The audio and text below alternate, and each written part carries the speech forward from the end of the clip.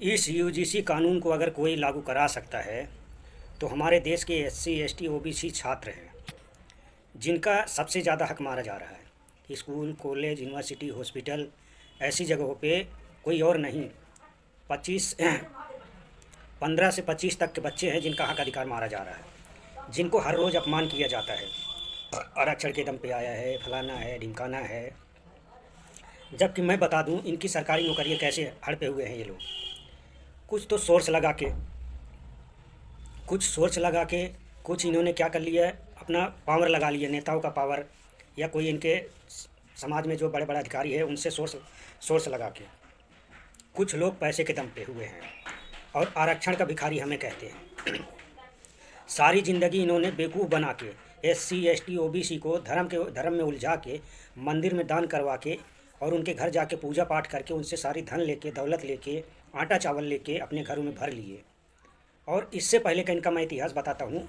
मुग़लों को अपनी बहन बेटियाँ देके, उनसे असरफी लेके, उनसे सोना चांदी लेके इन्होंने अपना घर भर रखा था। तो आज वही दौलत इनके काम आ रही और हमें आरक्षण का भिखारी कहते हैं। अंग्रेज़ों के जाने के बाद में देश की सरकारी नौकरियों पे सबसे ज़्यादा कब्जा इनका हुआ है।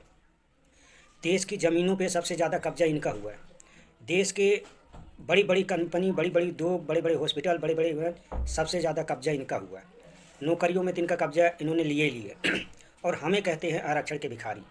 हम आरक्षण के भिखारी नहीं हैं। अगर तुम्हारे दम है ना तो मेरिट में भी आ जाओ। हमारा 1% समाज उतरेगा, तुम्हारी बराबरी करके आ जाएगा। पता है, अब यही है, यूनिवर्सिटी देख लो जहाँ पे तुम लोगों का अपमान करके भेज देते हो।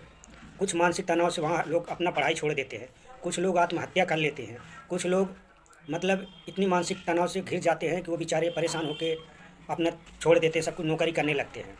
तुम ऐसे ऐसे लोगों को प्रताड़ित करते हो, उससे भी तुम्हारा जी नहीं भरता है। तो तुम लोगों को गांव में उनको जाति सूचक गालियाँ देते हो, उनको अपमान करते हो, उनको डराते हो, धमकाते हो कि ताकि ये पढ़ लिख ना पाए। हाँ, उनके घर में मजबूरन तुम अपने यहाँ नौकरी करवाते हो, अपने यहाँ मजदूरी करवाते हो ताकि ये आगे पढ़े लिख ना पाए। हम गांव से आए, हमें मत बताओ, हमें अच्छी तरह पता है तुम्हारी हर काले कानून का। तुम 10% लोग, तुम्हें क्या लग रहा है कि यूजीसी विरोध करके तुम हटवा दोगे? रुका हुआ है, हटा नहीं है। और एक बात जान लेना, जहाँ 90% खड़ा हो जाएगा ना, तुम्हें अपने घर में जगह नहीं मिलेगी छुपने के लिए। ये कानून क्या है? ये कानून में बैठे लोग कौन हैं? यही तो तुम्हारे घर वाले हैं जो बैठे हैं। जब हमारे 90% सड़कों पर उतरेंगे ना तो नेपाल से भी बुरा हाल कर देंगे, ये सोच लेना।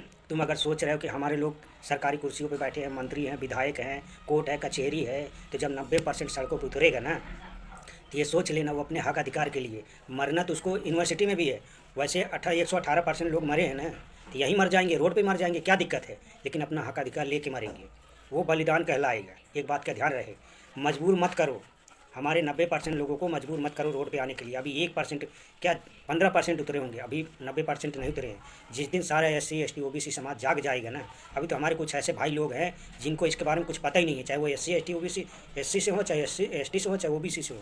पता ही नहीं कि कानून है क्या, किसके लिए है। लेकिन जब उनको पता हो जाएगा ना, वो अपना सारा काम छोड़ के तुम्हारे रोड पे आ जाएंगे। फिर तुम क्या करोगे?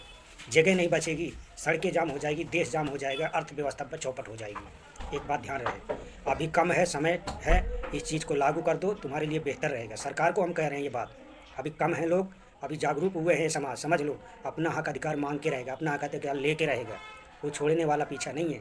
जो